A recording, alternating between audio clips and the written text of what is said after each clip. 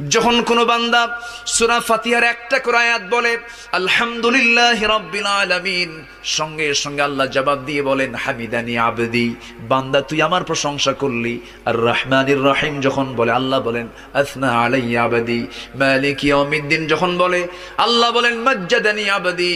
এরপরে যখন বলে ইয়াকা না'বুদু ওয়া ইয়াকা নাস্তাঈন পর্যন্ত যখন বলে আল্লাহ বলেন বান্দারে তুই আমার কাছে কি চাস, প্রাণ খুলে চারে বান্দা।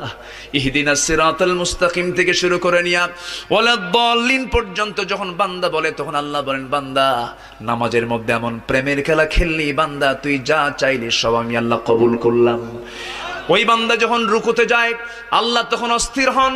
ওই বান্দা যখন সিজদায় যাওয়ার জন্য প্রস্তুতি নাই, সমস্ত ফেরেশতাকে ডাক দিয়ে বলেন ও ফেরেশতারা, এই বান্দাগুলো আমাকে দেখলো না, রাসূলকে দেখলো না, কোরআনকে দেখে হাদিসকে বিশ্বাস করে আমাকে খুশি করার জন্য তার সবচেয়ে সম্মানজনক